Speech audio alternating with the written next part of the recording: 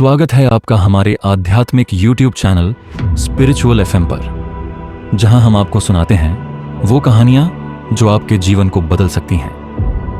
आज की कथा सिर्फ एक कहानी नहीं, ये एक आत्मा को झकझोर देने वाली सच्चाई है, एक ऐसा रहस्य जो अंत में आपको चौंका देगा। तो ध्यान से सुनिएगा, क्योंकि जो आज आप जानेंगे वो शायद आपने पहले कभी न सुना हो। बहुत समय पहले की बात है। कैकेयी नगरी में एक अत्यंत प्रसिद्ध गुरुकुल था। उस गुरुकुल के आचार्य थे राजा स्वामी। राजा स्वामी सिर्फ एक शिक्षक नहीं, बल्कि एक ज्ञानी, तपस्वी और तप में लीन साधु थे।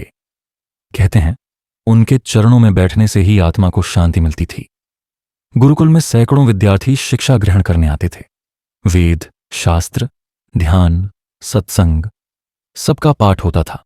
लेकिन उन्हीं सैकड़ों शिष्यों में से दो शिष्य राजा स्वामी के अत्यंत निकट थे। एक था भोला स्वामी और दूसरा चतुर स्वामी। भोला स्वामी नाम के अनुसार बेहद मासूम, सरल, निष्कलंक हृदय का था। वह हर एक व्यक्ति में राम को देखता था। किसी को भी कष्ट में देखता तो बिना सोचे उसकी सेवा में लग जाता।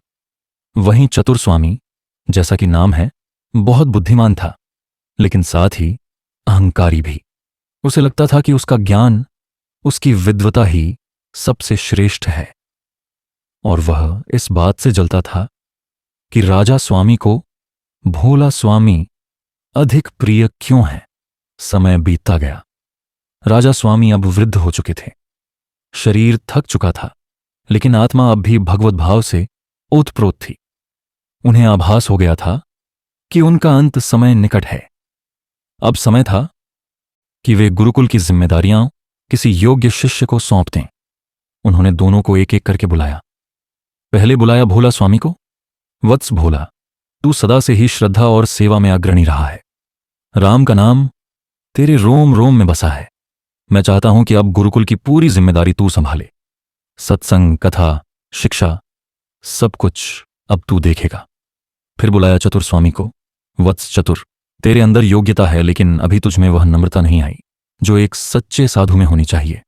यह समय है कि तू और अभ्यास करे, सेवा का मार्ग अपनाए। चतुर स्वामी को यह बात बहुत चुभी। उसे लगा कि राजा स्वामी ने उसे नीचा दिखा दिया। उसके मन में ईर्ष्या की अग्नि और भड़क गई।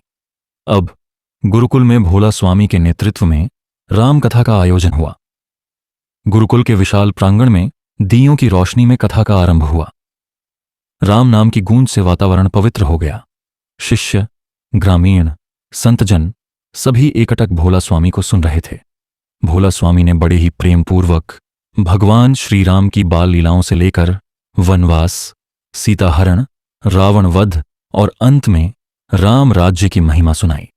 इसी बीच कथा के मध्य एक फटे पुराने कपड़ों में लिपटा एक गरीब भिखारी आकर सबसे पीछे बैठ गया। चेहरा धूल मिट्टी से ढका हुआ, पर उसकी आंखों में अद्भुत शांति थी। वह बिना कुछ बोले शांत भाव से कथा सुनता रहा। जब कथा समाप्त हुई, सभी लोग धीरे धीरे निकलने लगे। अंत में वही भिखारी भी चुपचाप उठकर चला गया। किसी ने उसे रोका नहीं, किसी ने कुछ पूछा नहीं। रात को राजा स्वामी ध्यान में लीन थे। उसी समय उनके मन में एक दिव्य दर्शन हुआ। वे चौंक गए। उन्होंने अपने एक प्रमुख सेवक को तुरंत बुलाया और पूछा, क्या तुमने देखा था? आज कथा में एक साधारण वेश में कोई आया था? सेवक ने सिर झुकाकर कहा, हां गुरुदेव, एक भिखारी आया था, लेकिन वो चुपचाप बैठा रहा और अंत में चला गया। राजा स्वामी की आंखों से आंसू छलक पड़े। वत्स, वह भिखारी कोई सामान्य व्यक्ति नहीं था। वह तो स्वयं हनुमान जी थे। रामकथा की गहराई से खींचे चले आए थे वे। भोला स्वामी की भक्ति से प्रसन्न होकर उन्होंने दर्शन दिए। गुरुकुल में यह बात जंगल की आग की तरह फैल गई। सब स्तब्ध थे। सभी भोला स्वामी को देखने आने लगे। उसकी राम भक्ति की ध्वनि अब दूर दूर तक सुनाई देने लगी। यह सुनकर चतुर स्वामी का अहंकार और अधिक तिलमिला उठा। अगर भोला की कथा में हनुमान जी आ सकते हैं तो मैं क्यों नहीं? मैं उससे कहीं अधिक ज्ञान रखता हूं। अब मैं कथा करूंगा और दिखाऊंगा सबको कि सच्चा ज्ञानी कौन है। उसने उसी जगह पर एक भव्य कथा का आयोजन किया। बड़ी सजावट की गई। दूर दूर से विद्वान बुलाए गए। चतुर स्वामी ने वेदों, उपनिषदों और राम कथा की गहन व्याख्या की, लेकिन उसमें भक्ति की वो सुगंध नहीं थी। वहां केवल शब्दों का घमंड था। जैसे ही कथा अपने अंतिम चरण में पहुंची, वही पुराने वस्त्रों वाला भिखारी फिर आया और सबसे पीछे बैठ गया। चतुर स्वामी ने उसे देखा और चिल्लाया, अरे ओ, कौन है तू? यहां विद्वानों की सभा है। तेरे जैसे फटे हाल लोग यहां क्या कर रहे हैं? निकल जा यहां से। पूरा वातावरण शांत हो गया। भिखारी ने कोई प्रतिवाद नहीं किया, बस उठकर चला गया। कथा समाप्त हुई। लोग धीरे धीरे निकलने लगे, लेकिन वातावरण में एक अजीब सी शून्यता थी। लोगों के चेहरों पर वही भाव नहीं था जो भोला स्वामी की कथा के बाद दिखता था। रात में राजा स्वामी को फिर से दिव्य अनुभूति हुई। इस बार वे बेहद व्याकुल हो उठे। सुबह उन्होंने चतुर स्वामी को बुलाया और कठोर स्वर में कहा, वत्स, तूने बहुत बड़ी भूल की है। जिस भिखारी को तूने अपमानित करके भगाया वह कोई और नहीं, स्वयं हनुमान जी थे। वे फिर से कथा में आए थे, लेकिन इस बार उन्हें सम्मान नहीं मिला।